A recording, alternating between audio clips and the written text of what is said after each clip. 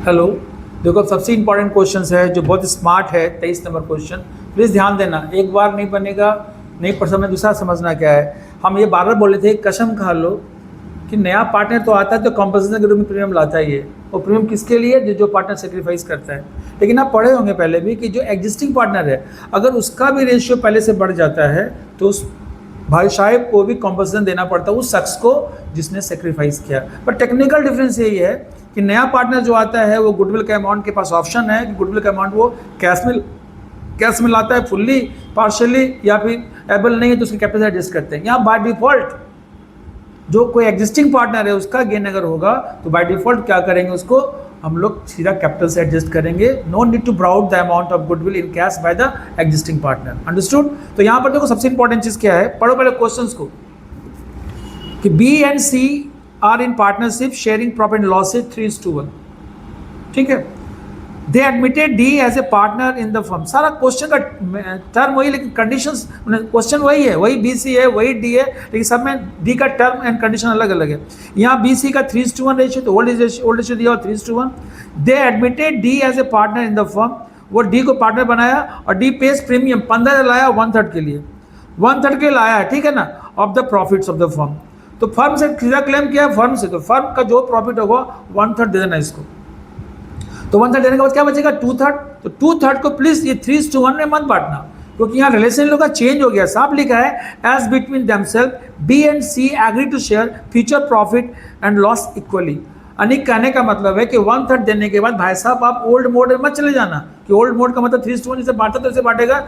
Now they have to change their relations. तो पहले 3:1 था, अब बोलता है बी और C it should be share equally in the futures. इसका मतलब है कि प्रेजेंट टाइम इसकी न्यू रेशियो क्या हो गया, पुराने से चेंज हो गया है। तो must we calculate sacrificing and gaining ratio. अब यहाँ पर यह देखने को मिलेगा हमको कि जो एग्जिस्टिंग पार्टनर है सी वो भी गेन कर रहा है। ठीक है, 3:1 लिख दिया हम लोग। अब डी आया है, कितने के लिए डी आया है, तो आप ध्यान देना कि जरा सा डाइवर्ट होगा तो मिसी भी गड़बड़ हो जाएगा। 1/3, तो 1/3 के लिए आया है और डी ब्राउट, हाँ, share of goodwill in cash कितना 15,000। ठीक है, तो सबसे पहले ड्यूटी मेरा ड्यूटी होता है ये निकालना कि new profit and loss ratio निकालना पहले, सबसे पहले। तो देखो यहाँ लिखेंगे calculation of new profit and loss ratio. सबसे क्वेश्चन का इंपॉर्टेंट बात है कि सब में बी सी और डी है, यहाँ भी बी सी डी है, लेकिन यहाँ डी का नाटक क्या है कि डी को 1/3 देने के बाद डी कोई नाटक नहीं किया है। पुराना पार्टनर बी सी में रिलेशन चेंज हो गया। बी सी बोलता है अब कि डी को देने के बाद जो प्रॉफिट बचेगा, जो भी बचेगा, प्रॉफिट का केस हो या लॉस का केस हो, हम लोग इक्वली बांटेंगे। कौन? बी और सी। तो उस पोजिशन में क्या करेंगे, close new profit loss ratio मान लेंगे, वही लेट बी प्रॉफिट रुपीज क्या मानेंगे 1। उसमें सबसे पहले देंगे शेयर ऑफ डी कितना है 1/3, तो रिमेनिंग प्रॉफिट कितना होगा, आराम से रिमेनिंग प्रॉफिट कितना होगा, तो 1 - 1/3, तो बचेगा 2/3।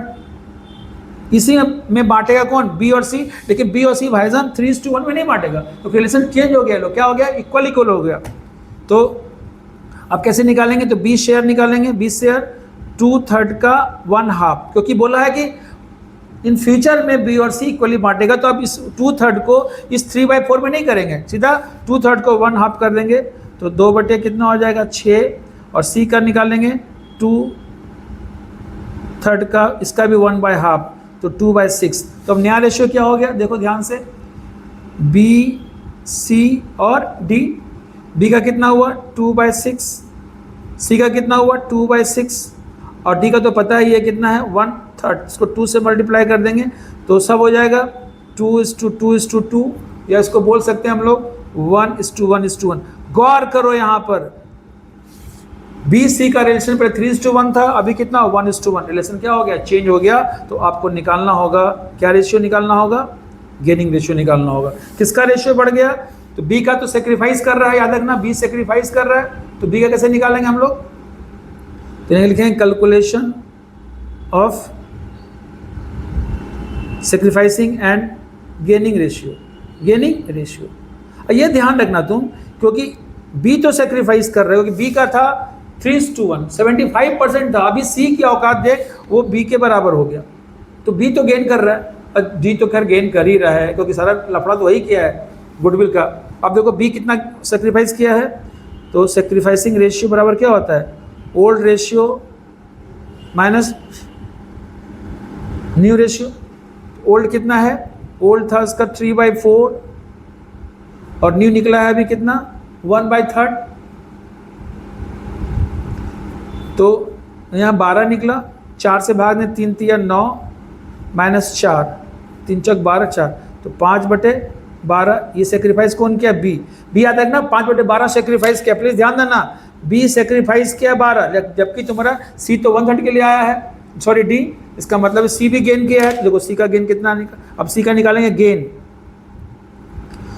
गेन बराबर क्या होता है, new ratio minus old ratio. हमको पहले से प्रिडिक्शन पता है कि गेन कर रहा है, तो न्यू रेशियो कितना है इसका 1/3, ओल्ड कितना था 1/4, एलसीएम क्या निकला 12, तो 3 चौक 12, ठीक है, तो 4 यहाँ हो जाएगा, 3 यहाँ हो जाएगा, यानी 1/12। ये 1/12 ये गेन किया है, और हमको पता है कौन गेन किया है, डी। डी कितना गेन किया है, डी भी कितने के लिए आया था 1/3, 1/3 का मतलब हो गया 4 से, तो 1/3 ये गेन किया और ये गेन किया, दोनों कौन दिया है, बी। चेक करके देखो ना, चेक करने के लिए कि ये कितना सेक्रीफाइस किया है, बी सेक्रीफाइस किया है, याद रखना बी सेक्रीफाइस किया है 5/12।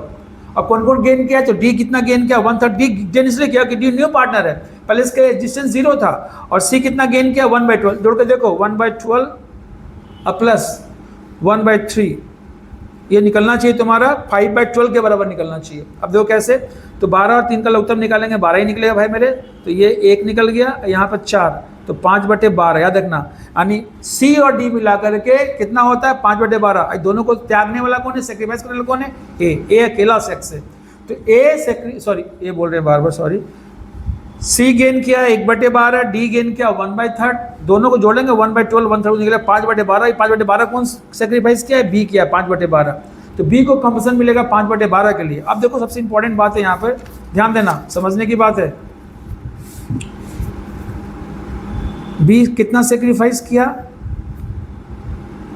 5/12, सी और डी, सी भी गेन किया है, तुम्हारे सामने निकाले, सी कितना गेन किया था 1/12, और डी तो न्यू पार्टनर है, ये ऑलरेडी गेन किया है 1/3, ये किया है 1/3, तो डी कितना गुडविल लाया, तो निकालेंगे वैल्यू ऑफ गुडविल। देखो क्या निकालेंगे, डी सेक्रीफाइस किया 5/12, सी गेन किया 1/12, डी तो न्यू पार्टनर है 1/3, ये दोनों मिलाकर के 5/12 निकलता है, तो ये दोनों गुडविल ला के देगा। देखो पहले एंट्री क्या होगा, ध्यान देना, कॉपी को ध्यान से देखना हम क्या लिख रहे हैं, bank account debit to premium for goodwill.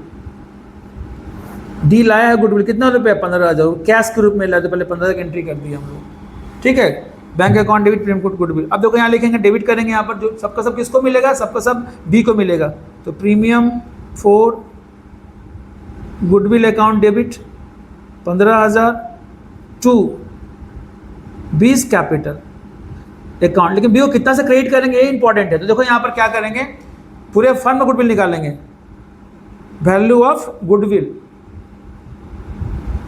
Of firm. देखो डी 1/3 कितना लाया था, तो 1/3 के लिए लाया था ये 15,000, तो पूरे के लिए कितना होगा, तो 15,000 गुना 3/1 यानी 45,000 हुआ पूरे फर्म का गुडविल।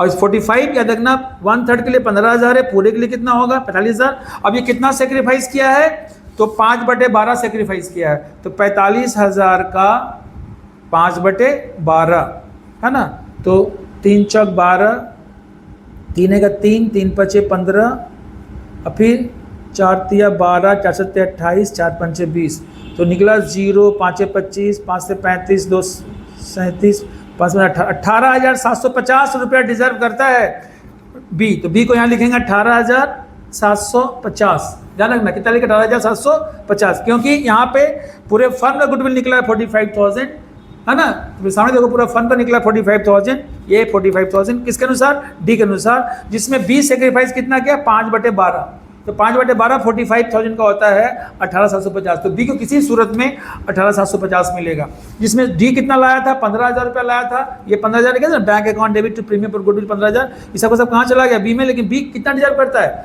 18,750। एक चीज़ और देखो तुम, सी कितना गेन किया, तो 1/12। तो 45 का निकालोगे ना 1/12 तो निकलेगा 3750। तो वो कौन ला के देगा, सी। तो सीज, ध्यान देना, सीज कैपिटल अकाउंट या करंट अकाउंट लिख सकते हो, किसका, सी का, 3750। यानी कहने का मतलब अभी तक इतना क्वेश्चन बनाए थे, जो नया पार्टनर लाया वो ओल्ड पार्टनर को मिलता था जो सेक्रीफाइस किया, लेकिन यहाँ सेक्रीफाइस केवल एक शख्स किया है, वो कौन, बी है। कितना सेक्रीफाइस किया, 5/12। और कौन कौन गेन किया, तो डी तो अंडरस्टूड है, गेन किया है 1/13, और सी भी गेन किया 1/12। तो सी और डी में क्या अंतर है, सी जो है एग्जिस्टिंग पार्टनर है और डी जो है न्यू पार्टनर है। तो AS26 के तहत डी के पास ऑप्शन है, वो एग्रीमेंट पर डिपेंड करता है। तो ये साफ बोला है कि वो कैश में लाके दिया है। अगर डी भी कैश नहीं लाता तो डी के कैपिटल को भी यहाँ पर डेबिट कर देते, लेकिन डी साफ कैश में लाया है तो बैंक अकाउंट डेबिट लिखे यहाँ पर, और टू प्रीमियम फॉर गुडविल 15,000 लिख दिए। फिर ये याद रखना कि 45,000 का निकाला, 45,000 का 5/12 कितना होता है, 18,750। तो बी बोलेगा हमको चाहिए भैया 18,750। तो डी बोला लो भाई मेरे से 15,000 ले लो, और बाकी कौन ला के देगा, सी। तो सी जो ला के दिया, ऐसा नहीं कि जो घटा वो ला के दिया, तुम सी का निकाल कर देखो, सी कितना गेन किया, 1/12। 45,000 का निकालो ना 1/12, तो भाई साहब यही निकलेगा 3750। ये ला के पूरा किया, ये भी संतुष्ट। बस सी को क्या किया, सीज कैपिटल अकाउंट डेबिट किया या करंट अकाउंट को डेबिट करेंगे, लेकिन ये कैश में लाया तो direct premium for goodwill account debit to बीस कैपिटल। यानी एक शख्स को मिला, किसको, केवल बी को, क्योंकि सबसे बड़ा क्या, वन एंड ओनली बी ही सेक्रीफाइस किया है, वो भी कितना, 5/12। इसमें दो शख्स को दिया, सी को भी दिया जो एग्जिस्टिंग पार्टनर है और डी को भी दिया जो न्यू पार्टनर है। डी तो खैर करेंसी लाया है 15,000 का गुडविल के रूप में, लेकिन सी लाया नहीं, थ्रू कैपिटल क्या किया गया, एडजस्ट किया गया। ओके, तो ये थोड़ा